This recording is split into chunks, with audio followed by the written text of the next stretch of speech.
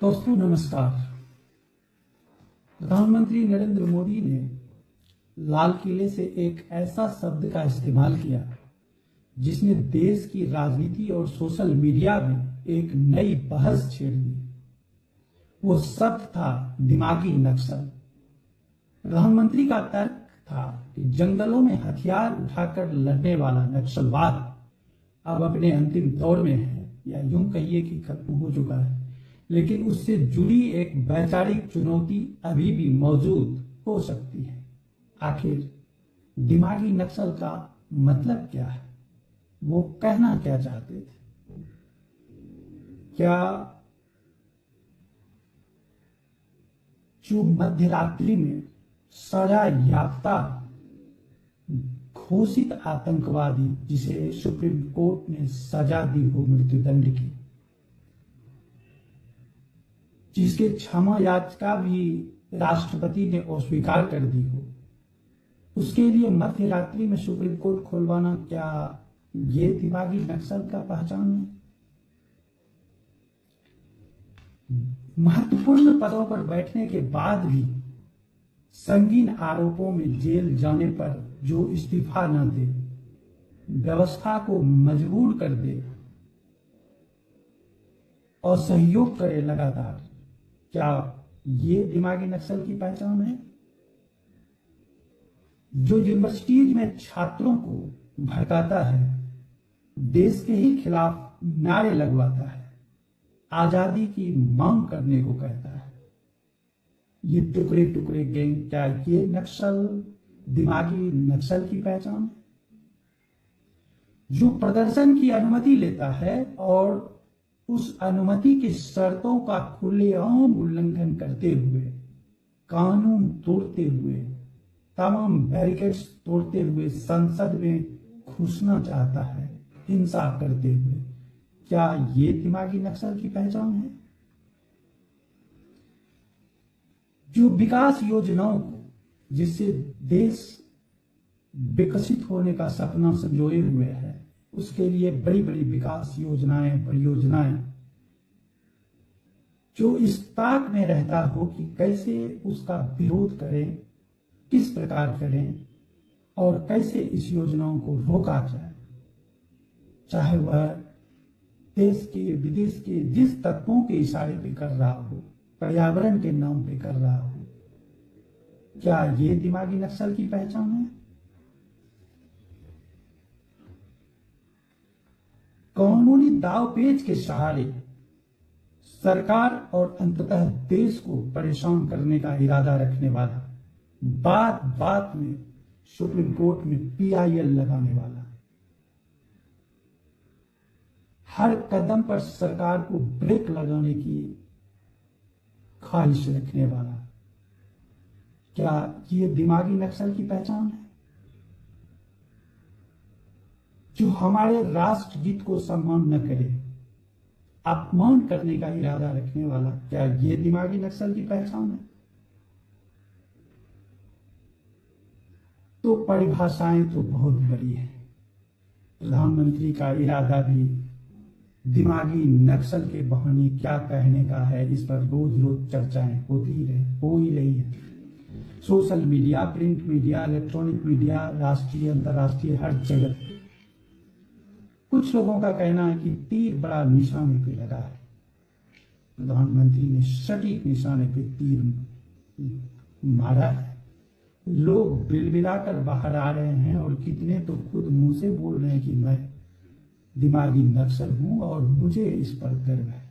ऐसे ट्वीट भी कुछ लोगों के आए जिनके शासनकाल में, जब वो बड़े पद पर थे और जिनका काम था नक्सलवाद रोकना, उनके समय में नक्सलवाद की घटनाओं की अप्रत्याशित वृद्धि और बड़ी बड़ी घटनाएं इतिहास में चीख चीख कर कह रही है कि वो कितने मददगार थे इस नक्सलवाद को रोकने में और उन्होंने क्या किया तब। तो इस तरह से प्रधानमंत्री के एक शब्द के बाद जिस तरह बिलबिलाकर बाहर आकर खुद स्वयं से कई लोग कबूल कर रहे हैं क्या वो इसलिए कबूल कर पा रहे हैं कि हमारे देश का कानून कमजोर है? वरना किसकी ये हिम्मत होगी कि देश के सामने देश के ही नीतियों के खिलाफ खुलकर कहे कि हाँ मैं ऐसा हूं? क्या यही वो कानूनी लूप होल्स है जिसका फायदा उठाकर ये दिमागी नक्सल अपना धंधा चला रहे हैं? इस दिमागी नक्सल की एक बहुत बड़ी कमजोरी भी होती है। यह जो कुछ भी इसने अर्जित किया है, जैसे भी किया है, यह उसे खोना नहीं चाहता। भले यह दूसरे को उपदेश दे देता हो जान देने का, जान लेने का, लेकिन खुद नहीं कुछ खोना चाहता। अगर इसे सरकारी मशीनरी के द्वारा कभी गिरफ्तार और जेल भी होती है, या अपने वकीलों के माध्यम से वो सारे तर्क रखवाता है जिससे यह निर्दोष साबित हो, यानी यह बचना चाहता है, व्यवस्था में छुप के रहना चाहता है। छात्रों के बीच हो सकता है, पत्रकारों के बीच हो सकता है, वकीलों के बीच हो सकता है, ऑफिसरों के बीच हो सकता है, जजों के बीच हो सकता है, या कहीं भी हो सकता है। ये दिमागी नक्सल छुपकर इस देश का नुकसान वेश बदल कर करना चाहते हैं। प्रधानमंत्री ने यही इशारा किया है कि ऐसे लोगों को पहचानने की जरूरत है। ये आपके हमारे बीच ही घुसे रहते हैं, यूनिवर्सिटीज में मिल सकते हैं, समाज में मिल सकते हैं, किसी व्यवस्था के शीर्ष पर मिल सकते हैं। जरूरत इन्हें पहचानने की है। शायद पीएम का इशारा यही था। विपक्ष इस शब्द का विरोध क्यों कर रहा है? क्या यह वास्तव में राष्ट्रीय सुरक्षा से जुड़ा गंभीर मुद्दा है, या फिर विपक्ष के आरोप के मुताबिक यह सरकार की आलोचना करने वालों और असहमति की आवाजों को निशाना बनाने वालों के लिए एक नया राजनीतिक लेवल है? और सबसे बड़ा सवाल, क्या हथियारबंद नक्सलवाद के कमजोर पड़ने के बाद भी उसकी विचारधारा भारत के लिए चुनौती बनी हुई है? आज हम इस पूरे मुद्दे को सिर्फ राजनीतिक बयानबाजी के चश्मे से नहीं देखेंगे। हम नक्सलवाद के इतिहास, इसके सामाजिक आधार, उसके खिलाफ सरकार की रणनीति, बदलते आंकड़ों और दिमागी नक्सल की मौजूदा राजनीतिक बहस, इन सभी पहलुओं को एक एक करके समझेंगे। तो वीडियो अंत तक जरूर देखिएगा। आखिर दिमागी नक्सल विवाद शुरू कैसे हुआ? सबसे पहले सीधे उस राजनीतिक विवाद पर आते हैं जिसने इस पूरे विषय को चर्चा के केंद्र में ला दिया। प्रधानमंत्री नरेंद्र मोदी ने स्वतंत्रता दिवस के अपने भाषण में हथियारबंद नक्सलवाद के खिलाफ हासिल की गई प्रगति का उल्लेख करते हुए एक वैचारिक चुनौती की ओर भी ध्यान आकर्षित किया। यहीं से दिमागी नक्सल शब्द चर्चा में आया। सरकार और उसके समर्थकों की व्याख्या के मुताबिक इसका संदर्भ उन लोगों या विचारधाराओं से है जो प्रत्यक्ष रूप से हथियार नहीं उठाते, लेकिन माओवादी या नक्सली विचारधारा के प्रति वैचारिक सहानुभूति रखते हैं या ऐसी सोच को बढ़ावा देते हैं। यानी बात सिर्फ जंगल में बंदूक लेकर घूमने वाले व्यक्ति की नहीं है, बल्कि उस वैचारिक समर्थन की भी है जो किसी हिंसक आंदोलन को सामाजिक या बौद्धिक आधार दे सकता है। लेकिन यही से दूसरी तरफ एक बड़ा सवाल भी उठता है, क्या हर सरकार विरोधी विचार को नक्सली विचारधारा कहा जा सकता है? और यहीं से राजनीतिक विवाद शुरू होता है। विपक्ष की आपत्ति क्या है? प्रधानमंत्री के बयान के बाद विपक्षी दलों ने इस शब्द पर तीखी प्रतिक्रिया दी है। कांग्रेस समेत विपक्ष के कई नेताओं का आरोप है कि दिमागी नक्सल जैसे शब्द की कोई स्पष्ट कानूनी परिभाषा नहीं है। उनका सवाल है कि अगर किसी व्यक्ति ने सरकार की किसी नीति का विरोध किया, किसी सामाजिक मुद्दे पर आंदोलन किया, किसी फैसले पर सवाल उठाया, तो क्या उसे सिर्फ इसलिए नक्सल समर्थक कहा जा सकता है?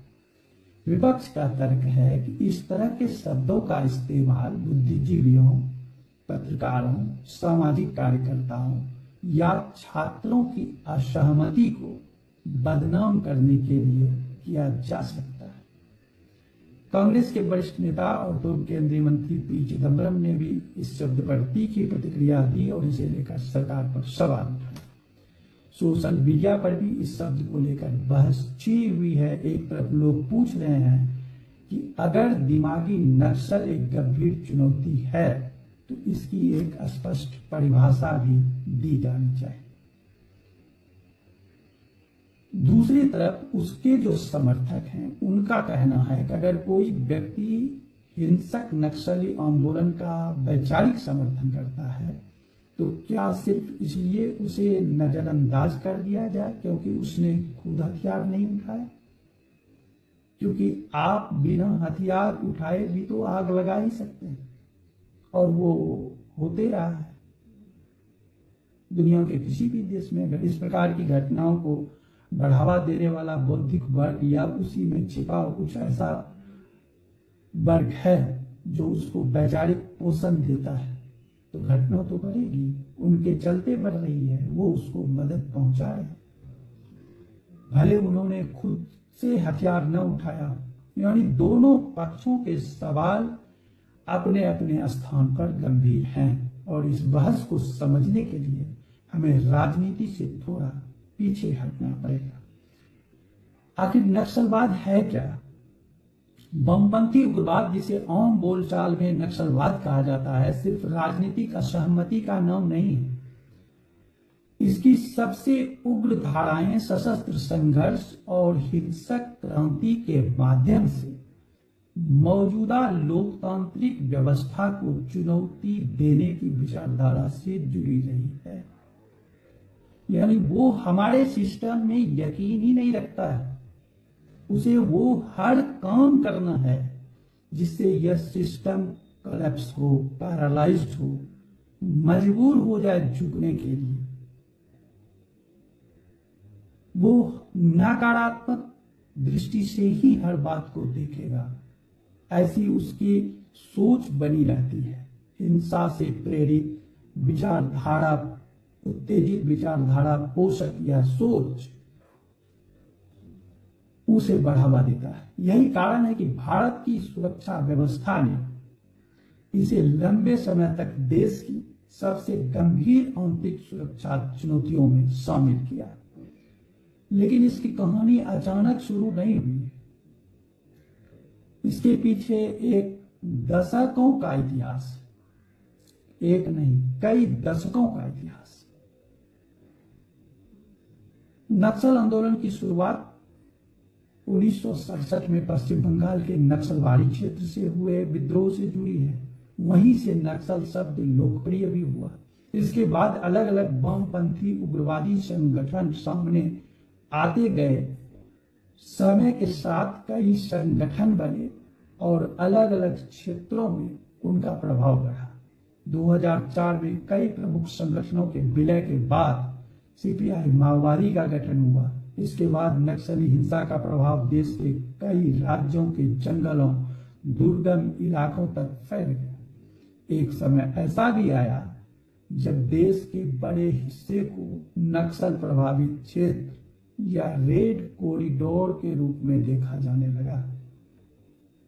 और ये महानुभाव उस समय गृह मंत्री थे जो कह रहे हैं कि मुझे नक्सली होने पर गर्व है।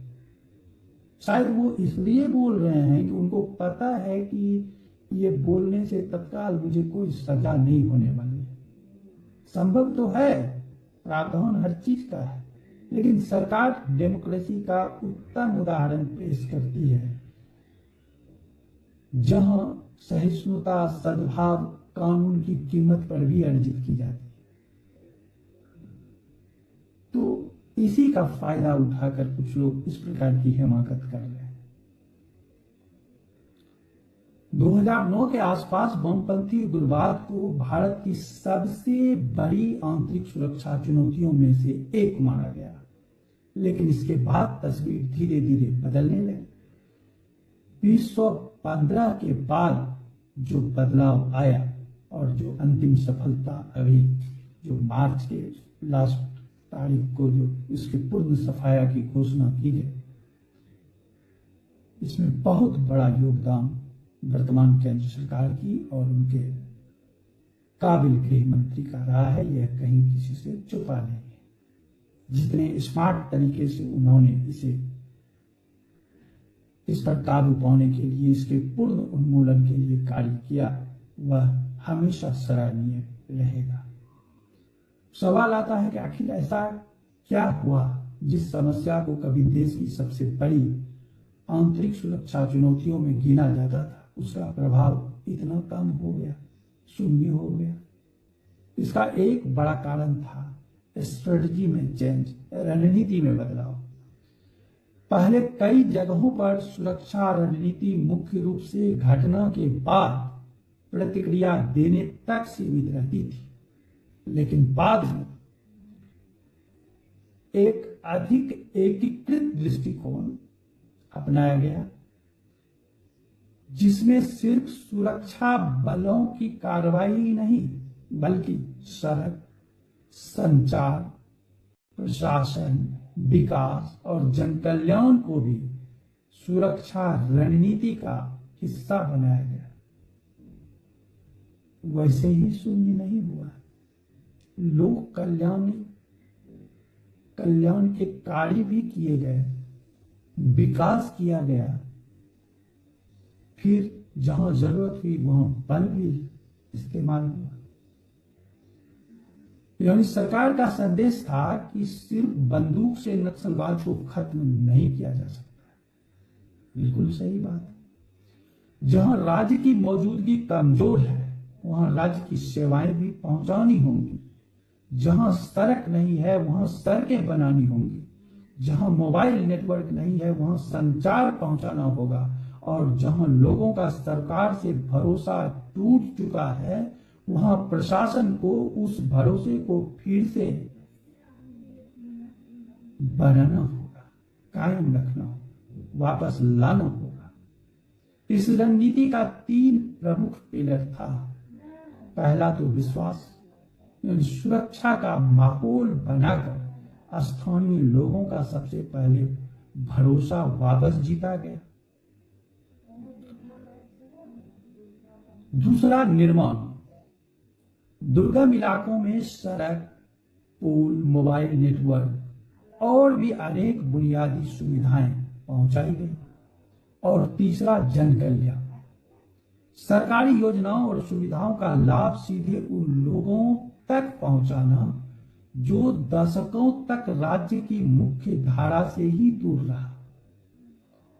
और इसका असर सिर्फ कागज पर नहीं दिखा, जमीन पर भी बदलाव आया। जमीन पर क्या बदलाव आया? प्रभावित इलाकों में हजारों किलोमीटर सड़कें बनाई गई। दूर दराज क्षेत्रों में हजारों मोबाइल टावर लगाए गए। इससे उन इलाकों में संचार और प्रशासनिक पहुंच बढ़ी जहां कभी सरकारी व्यवस्था की मौजूदगी बहुत कमजोर मानी जाती थी। छत्तीसगढ़ में बस्तरिया बटालियन जैसी पहल के जरिए स्थानीय आदिवासी युवाओं को सुरक्षा व्यवस्था से जोड़ने की कोशिश की गई। इसके अलावा आत्मसमर्पण करने वाले उग्रवादियों को पुनर्वास के लिए आर्थिक सहायता और दूसरी सुविधाओं की नीतियां भी अपनाई गई। इसका उद्देश्य था जो व्यक्ति हथियार छोड़ना चाहता है उसके सामने वापस समाज की मुख्य धारा में आने का रास्ता खुला रहे। सरकार का दावा है कि 31 मार्च 2026 तक नक्सल प्रभावित जिलों की संख्या 0 हो गई है। अगर इन आंकड़ों को व्यापक संदर्भ में देखें, इस दावों को व्यापक संदर्भ में देखें तो यह निश्चित रूप से एक बहुत बड़ा सुरक्षा परिवर्तन है। लेकिन यहां एक बात महत्वपूर्ण समझना जरूरी है। किसी सशस्त्र विद्रोह का, किसी सशस्त्र आंदोलन, क्षमा कीजिए, किसी सशस्त्र आंदोलन का कमजोर होना, उसकी सामाजिक वैचारिक जड़ों का पूरी तरह से समाप्त हो जाना दो अलग अलग बातें हैं। कमजोर होना और वैचारिक जड़ों से पूरी तरह समाप्त हो जाना, ये दोनों अलग अलग बातें हैं। क्या बंदूक खत्म होने के बाद विचारधारा खत्म हो जाती है? मान लीजिए किसी इलाके में हथियार बंद विद्रोह पूरी तरह कमजोर हो गया, तो क्या इसका मतलब यह भी है कि उन परिस्थितियों में हमेशा के लिए समाप्ति पा ली जिन्होंने कभी उस विद्रोह को जन्म दिया था? जरूरी नहीं, क्योंकि किसी भी उग्रवाद के पीछे सिर्फ हथियार नहीं होते, उसके पीछे असंतोष हो सकता है, विकास की कमी हो सकती है, शासन की कमजोरी हो सकती है, भूमि और विस्थापन के सवाल हो सकते हैं, सामाजिक असमानता हो सकती है और राज्य के प्रति अविश्वास भी हो सकता है। इसलिए सुरक्षा अभियान की सफलता के बाद अगली चुनौती होती है शांति को अस्थायी बनाए रखना। नक्सल प्रभावित क्षेत्रों में रहने वाले आदिवासी और स्थानीय समुदायों ने लंबे समय तक हिंसा, विस्थापन और विकास की कमी का सामना किया है। और एक कड़वी सच्चाई यह भी है कि नक्सली हिंसा का सबसे बड़ा नुकसान भी अक्सर उन्हीं स्थानीय लोगों को उठाना पड़ा जिनके अधिकारों के नाम पर यह आंदोलन चलाया गया। यानी जिस जनता के लिए क्रांति का दावा किया गया, वही जनता कई बार हिंसा की बड़ी शिकार हुई। इसलिए सिर्फ उग्रवादियों का खात्मा करना पर्याप्त नहीं है, जरूरी यह भी है कि उन सामाजिक और आर्थिक परिस्थितियों को सुधारा जाए जिनका इस्तेमाल उग्रवादी संगठन अपने समर्थन का आधार बनाने के लिए करते रहे। एक बार फिर से वापस आते हैं दिमागी नक्सल पर।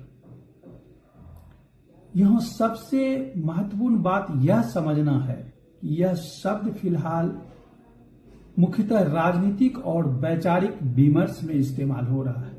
इसे किसी व्यक्ति पर कानूनी अपराध साबित करने वाली स्वतंत्र कानूनी श्रेणी मान लेना सही नहीं होगा। किसी व्यक्ति का सरकार से असहमत होना, किसी नीति की आलोचना करना, किसी आंदोलन का समर्थन करना और उसके पक्ष में अपनी विचार रखना, लिखना, यह अपने आप में उसे नक्सली नहीं बना देता है।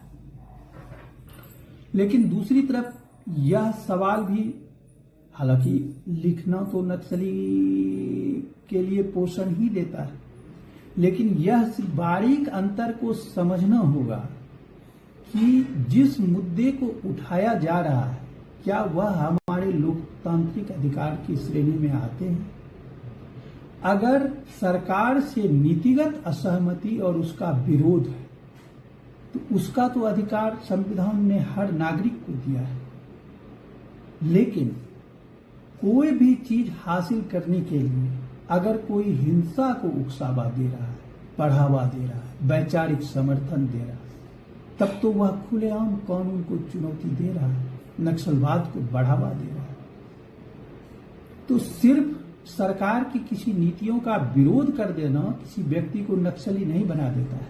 लेकिन अगर आप अपने विचारोत्तेजक लेखन से, भड़काऊ भाषण से अगर किसी हिंसा का समर्थन करते हैं, उसका पोषण करते हैं, उसे बढ़ावा देते हैं, उदाहरण देकर कवर फायर देते हैं, तो दिमागी नक्सल और नहीं, इसको नहीं तो और किसको कहा जाएगा?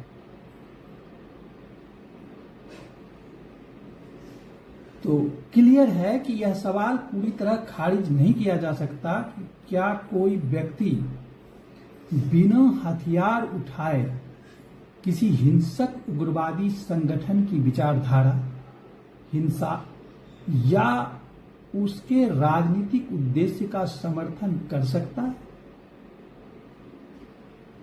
अगर हां, तो ऐसी वैचारिक चुनौती को लोकतांत्रिक और कानूनी तरीके से समझना भी जरूरी होगा। यानी असली अंतर क्या है, और अंतर अगर है तो वह लोकतांत्रिक असहमति और हिंसक उग्रवाद के समर्थन के बीच कहीं है। लोकतंत्र में असहमति की जगह है, शुरू से ही है।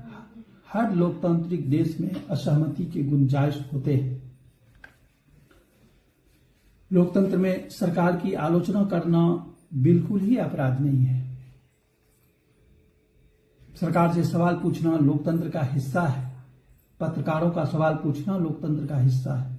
छात्रों का शांतिपूर्ण प्रदर्शन करना, आंदोलन करना लोकतंत्र का हिस्सा है। सामाजिक कार्यकर्ताओं का सरकार की नीतियों पर सवाल उठाना भी लोकतांत्रिक प्रक्रिया का हिस्सा है। इसलिए हर असहमति नक्सल या देश विरोध नहीं हो सकता। अगर ऐसा मान लिया जाएगा तो लोकतांत्रिक बहस को कमजोर करने वाला ये माना जाएगा। इससे हमारा लोकतांत्रिक बहस कमजोर हो सकता है। लेकिन दूसरी तरफ अगर कोई व्यक्ति वास्तव में किसी प्रतिबंधित हिंसक संगठन के हिंसक उद्देश्य या गतिविधियों को सक्रिय रूप से समर्थन देता है, तो उसे सिर्फ अभिव्यक्ति की स्वतंत्रता के नाम पर नजरअंदाज करना भी उचित नहीं होगा। यही वह महीन रेखा है जिसे लोकतांत्रिक व्यवस्था को पहचानना होगा कि कौन असहमति है और कौन अभिव्यक्ति स्वतंत्रता के नाम पर हिंसक विरोध को बढ़ावा दे रहा है। असली सच्चाई किस चीज की है? इसीलिए दिमागी नक्सल की पूरी बहस दो चरम सीमाओं को देखना सही नहीं होगा।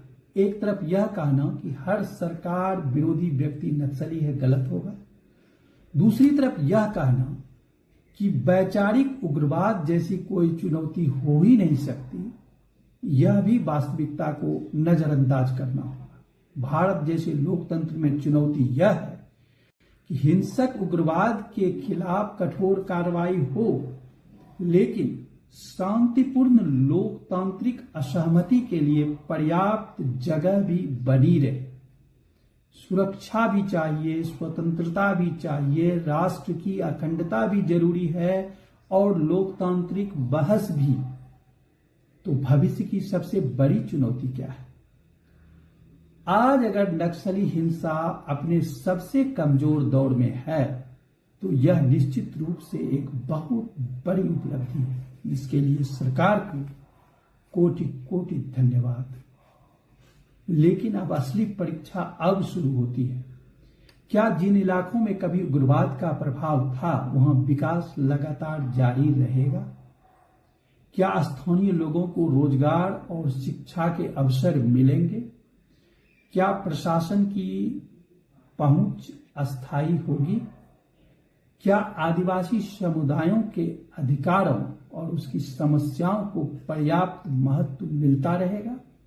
और सबसे महत्वपूर्ण, क्या राज्य और जनता के बीच भरोसा इतना मजबूत बनाया जा सकेगा कि भविष्य में कोई नया हिंसक आंदोलन दोबारा जमीन न पकड़ सके?